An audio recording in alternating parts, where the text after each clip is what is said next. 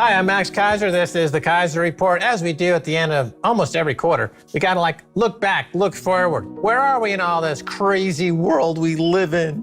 Stacey. Hey, Max. Well, remember 10, 11 years ago when we first started Keiser Report, there was the beginning of the introduction of the temporary measure of quantitative easing. QE1 was then launched around that same time that we launched the Keiser Report. Then there was QE2, then there was QE3, then there were all sorts of other measures that they named all sorts of weird things.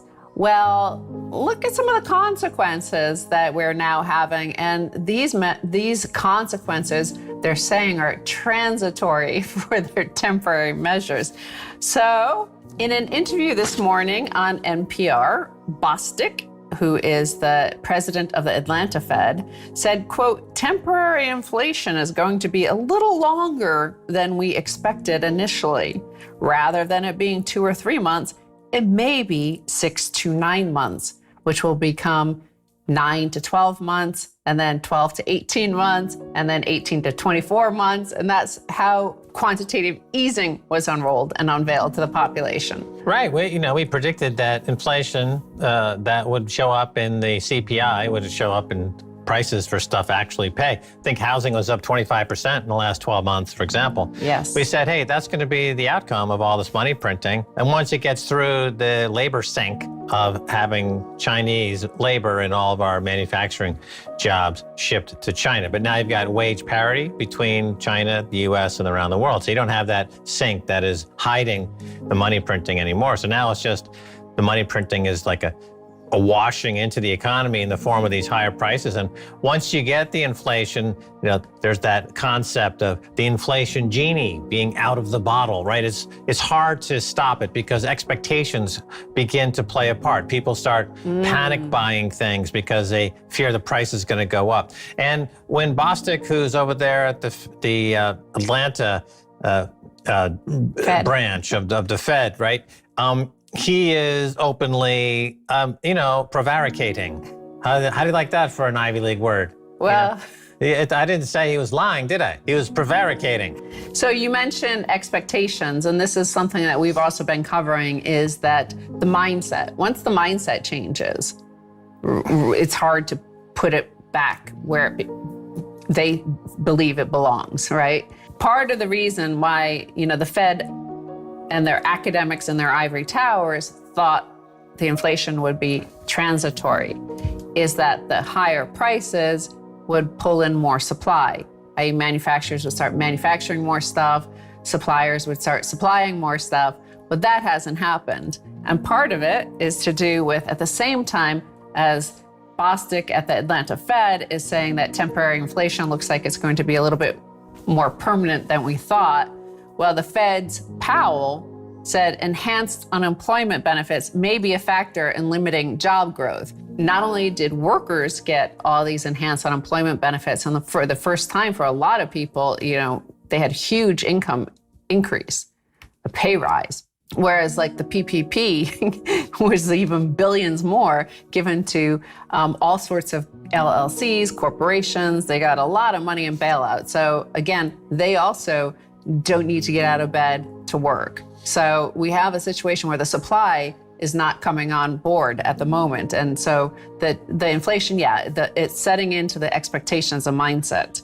Right, it's scary when you hear professional economists say things that are patently false and are not based on any economics that anyone's ever learned in school, ever. Yes. Because the price signal that is being referred to there, that is evident in the business cycle, that you would see higher prices would bring in more supply. That's true if there's an economy with an underlying fundamental valuation of the money itself, like a gold standard, then you have something called the business cycle. But when you remove the signal of gold and you put in only the signal of central planners, then you can't have the expectations that you would ordinarily have.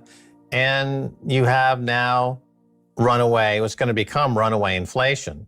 Prices are not going to come down. There's a rant of me on YouTube begging for the central bank to raise rates when I was in Rotterdam a few years ago, and I'm screaming, actually.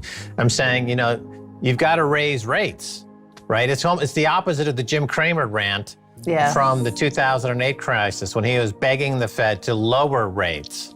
I was begging the Fed to raise rates as a way to stem the tide of what's becoming a price signal nightmare and this runaway inflation that's now taking off. And so having been the only one to predict this, having been the only one to identify the cure, let me be the only one now in any mainstream outlet to accurately predict what will be the story a year, 2 years, 3 years from now. And that is inflation will continue to ramp higher and the fiat money currencies, particularly the dollar, will continue to be challenged. I see Russia has now hit the eject button. They're not in the dollar system at all. Okay, so we've got a lot more countries hitting that button. El Salvador hit the US dollar eject button, basically, by going Bitcoin as legal tender. The Americans are going to be really in the most dire of circumstances. Well, I'll slightly disagree with that because the data from the Fed will show that there has been a group of people, and that's the top 1%, who do very, very, very well with inflation or even hyperinflation. Those are all the asset holders. Those are the people, as you mentioned, house prices were up 25% year on year in May. And who owns all the property, but big private equity firms like Blackstone or very wealthy people who own many homes and things like that. So there are some people doing very, very well from inflation and they like it. You will see on the cable news, though, you will see, especially on the financial cable news, they will argue that inflation is good for the ordinary person. And the Fed data will show you that we're going to get to in the second half. It'll show you that, in fact, it has not been good for the ordinary person. The Fed inflation has not been. Maybe the stimulus directly from the government might have helped them, extend and pretend a little bit, but the inflation is worse for the people who have to spend the most on food and shelter, the percentage of their income. It's worse for them. Now, in terms of the housing, of course, as you mentioned, the business cycle hasn't been allowed.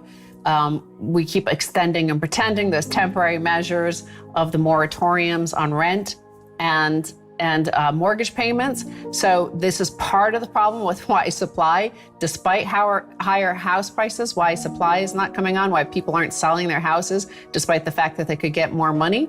Well, it's because they haven't paid their mortgage for the last year and something. And so they want the moratoriums keep getting extended. So maybe if you get to live for free for another 6 months to 12 months, why would you want to sell your house and try to move somewhere else? Plus, the bank theoretically owns it because you haven't failed to pay your mortgage. So because of the clampdown on moratorium on evictions, you're not seeing supply come on.